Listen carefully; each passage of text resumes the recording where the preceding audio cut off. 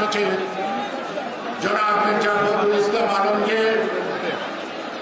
মঞ্চে উপবিষ্ট আমার সম্মানিত সহকর্মী এবং অন্যান্য সহযোদ্ধা ভাই ও বোনেরা এবং বিভিন্ন অঞ্চল থেকে আগত বিএনপি এবং সকল সহযোগী সংগঠন পেশাজীবী সংগঠনের সংগ্রামী নেতৃবৃন্দ, আমরা এই দেশে যেটা অনেক আগে থেকে দেখে আসছি, ভাষা আন্দোলন থেকে, যখন এই দেশের ছাত্ররা রাস্তায় নামে সেই ছাত্রদের দমন করার কোন সৌরশক্তির ক্ষমতা থাকে না। সুতরাং প্রত্যেকটা পরিবর্তন বাংলাদেশের ছাত্র সমাজের গৌরবময় একটি ইতিহাস। আমরা 15 বছর লড়াই করেছি, অনেক জীবন দিয়েছি, জেল জুলুম শিকারের হয়েছে, অনেকে গুম হয়েছে, কেউ সন্তান হারা, মাতৃহারা, কেউ ভাই হারা। কিন্তু যেদিন ছাত্ররা নেমে আসছে সেদিন কিন্তু বেশি সময় লাগে নাই এই ফেসিবাদের পতনের জন্য। তাই আজকে যা কিছু অর্জন, আজকে আমাদের যা কিছু প্রাপ্তি, সব কিছু আমরা উৎসর্গ করছি বাংলাদেশের ছাত্র সমাজের কাছে।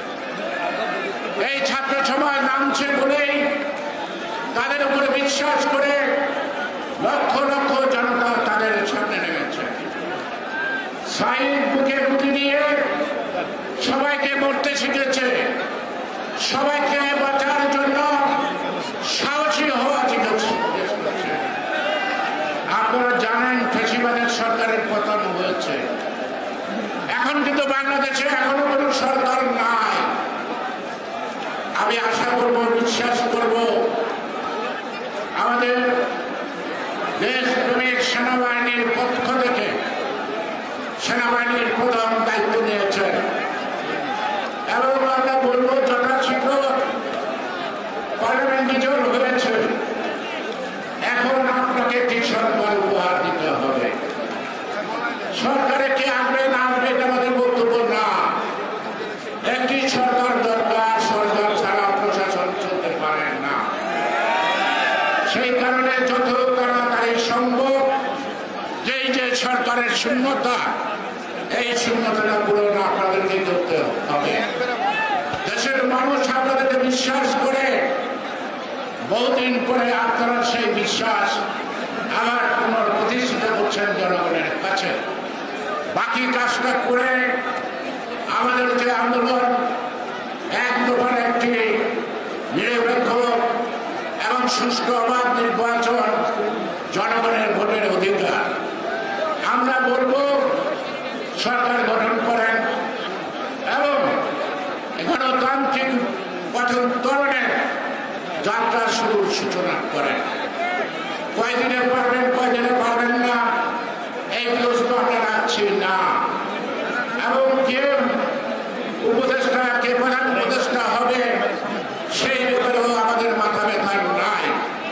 আমাদের মাথা ব্যথায় একটাই, গণতন্ত্রের উত্তরণ ঘটাতে হবে, সর্বস্তরে নির্বাচন দিতে হবে, পার্লামেন্ট রিজার্ভ হয়েছে, একইভাবে এই উপজেলা যেই নির্বাচন হচ্ছে সেটা বাতিল ঘোষণা, তারপরে সুষ্ঠু নির্বাচনের মধ্য দিয়ে স্তরে স্তরে জনপ্রতিনিধি নির্বাচিত করেন এবং একটি আবার সুষ্ঠু সংসদ যাতে হয়, জনগণের সরকার যেটা হয়, জনগণ যাকে পছন্দ করবে তাকেই সরকার বানাবে।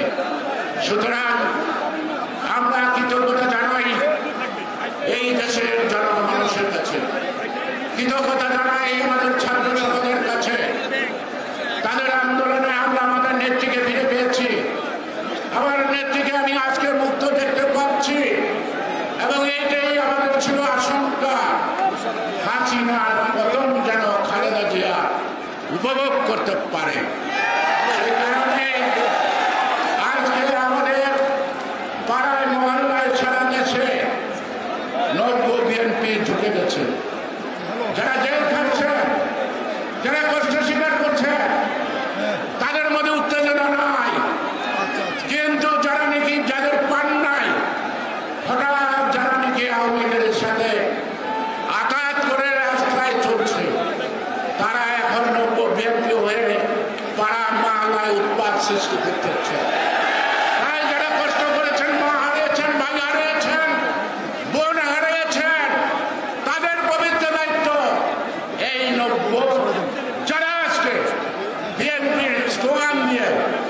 বিভিন্ন জায়গায় জনগণকে উৎপাদ করতেছেন তাদেরকে কঠিন হস্তে দমন করার জন্য আপনাদেরকে মাঠে ময়দানে কাজ করতে হবে।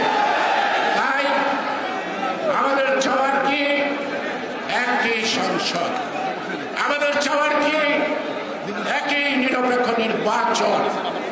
আর এই নির্বাচনের পথে উত্তরণের জন্য আজকে সেনা প্রধান যিনি দায়িত্ব নিয়েছেন, আমি আশা করব আপনি সেই দায়িত্ব পালন করতে সক্ষম হবেন।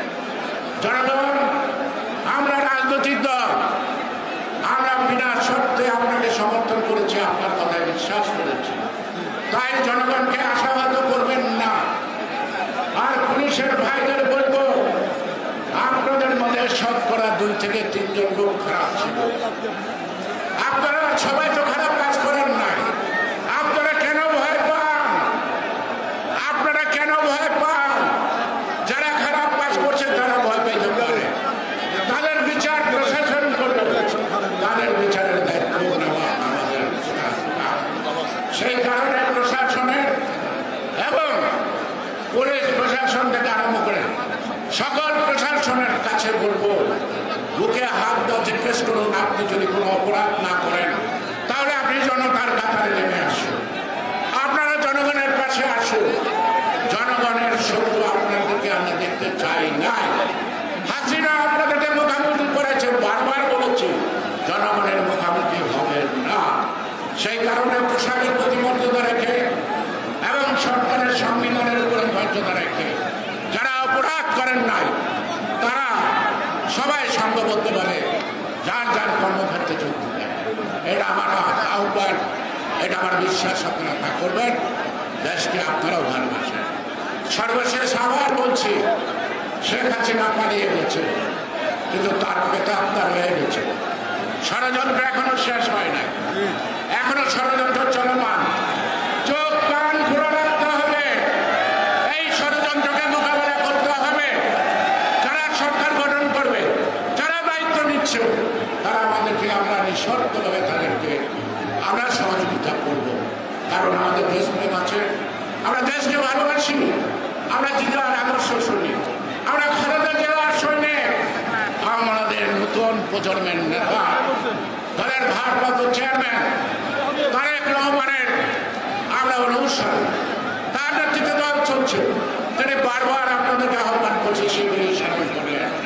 আর সর্বশেষ আজকে তিনি আমাদের সম্পর্কে যা বলবেন, আমরা যেন তার বক্তব্য শোনার পর সেইগুলো অবলম্বন করে গণতন্ত্রের সূর্যোদয় যাতে হয় সেই দিকে আমরা সুনজর রাখি। সবাইকে ধন্যবাদ। বাংলাদেশ জিন্দাবাদ। চোখ কান খোলা রাখেন, ষড়যন্ত্রকারীরা কিন্তু দেবে না, এদের মোকাবেলা করতে হবে। ধন্যবাদ। বাংলাদেশ জাতীয়তাবাদী দল জিন্দাবাদ, বাংলাদেশ জিন্দাবাদ। আমাদের ভারপ্রাপ্ত চেয়ারম্যান জনাব তারেক রহমান জিন্দাবাদ। এবং আমাদের সকল আবেগ, সকল কিছু, কারণ বেগম খালেদা জিয়া মুক্ত হয়েছে, এটাই আমাদের কাছে বড় পাওনা। সবাই ভালো।